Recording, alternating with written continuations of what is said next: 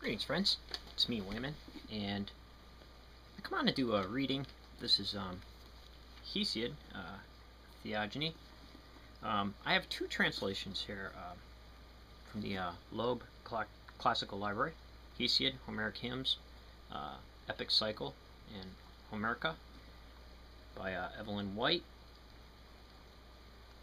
And the other one is World Classics, Oxford, Hesiod, Theogony, Works and Days by M.L. West, a new translation. And what I'm going to read here is The War in Heaven. And it's pretty interesting because you get a view of the underworld and the clash between the Titans and the Olympians. So I'll probably get some words wrong. So I'm not good at Greek and pronunciations, but you can put that in the comments section.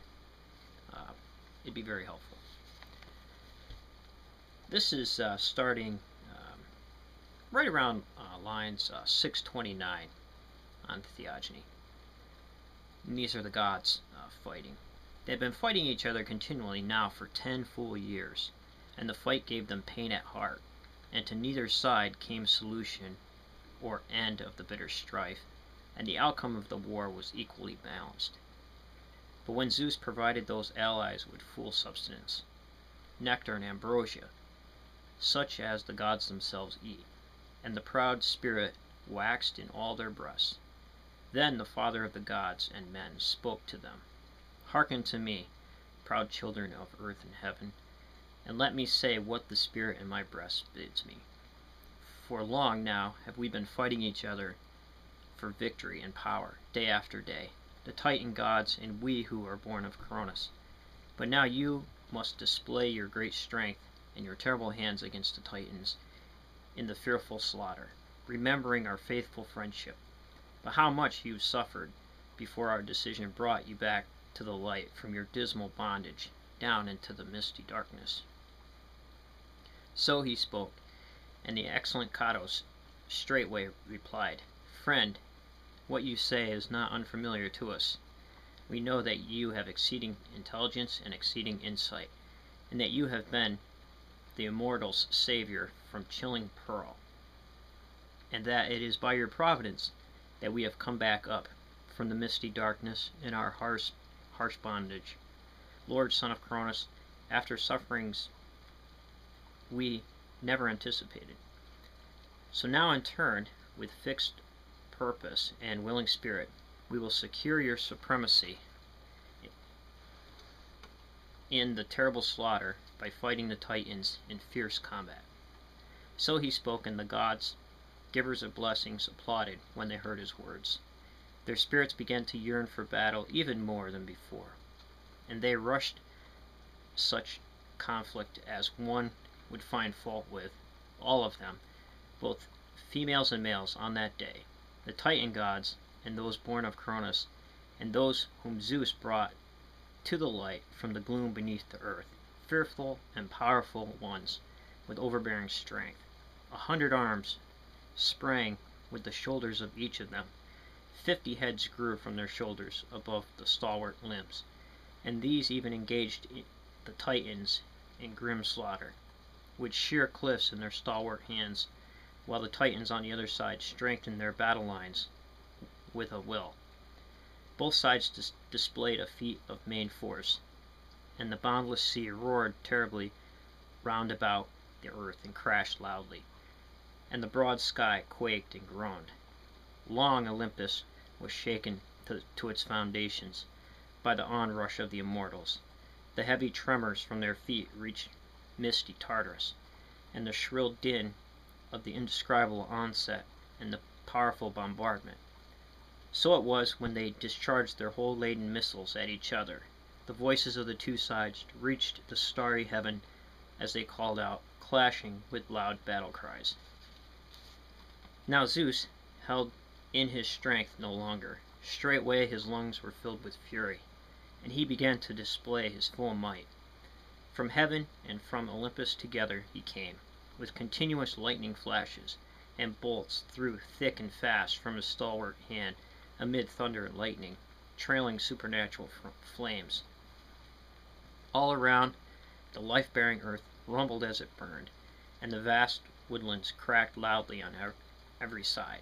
The whole land was seething, and the streams of Oceanus and the undraining sea. The hot blast enveloped the chthonic Titans. The indescribable flames reached the divine sky, and the sparkling flare of the thunderbolt and the lightning dazzled the strongest eyes. An amazing conflagration prevailed over the chasm. To see it directly with the eyes, and to hear the sound with the ears, it seemed just as if earth and broad heaven above were coming together, for even such a mighty din would be arising with her being crashed down upon him crashing down from above. So great a din there was as the gods clashed in strife. In addition, the winds magnified the quaking and the dust and the thunder and the lightning and the smoking bolt, great Zeus, wizardries, and carried the noise shouting of both sides together. The din that rose from the terrible conflict was immense, and it was a powerful action that was displayed. The scales of the battle turned, but until then they attacked each other, fighting furiously in fierce combat. In the forefront Cados, Burials, and Gyges, who was never stated with battle, raised bitter conflict. 300 rocks from their stalwart hands they discharged in a volley, darkening the Titan skies with missiles, and they dispatched them below the wide path earth, and bound them in painful bondage, having defeated them by force for all their pride, as far below the earth as heaven is from the earth, for so far it is from the earth into the misty Tartarus. For 9 days and nights a bronze anvil might fall from heaven, and on the 10th reach the earth. And for 9 days a bronze anvil might fall from earth, and on the 10th reach Tartarus. Round it a brazen barrier is given, and darkness is spread about its neck in 3 layers, while above it grow the roots of the earth and the undraining sea. There the Titan gods are hidden away down in the misty gloom, by decision of Zeus, the cloud gatherer, in a place of decay, at the end of the vast earth. They have no way out. Poseidon fastened the brazen doors thereon, and a wall is driven up to the doors from both sides. So that's pretty interesting. In the New Testament idea, you see the rich man in the underworld looking across the chasm. So the wars in heaven, things like that, definitely could have been influenced by the war of the Olympians and the Titans, which is pretty interesting.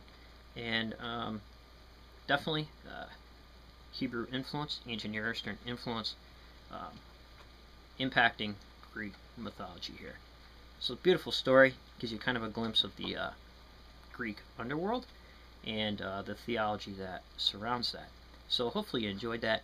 Take care, friends, and remember, if everybody's thinking alike, then somebody isn't thinking.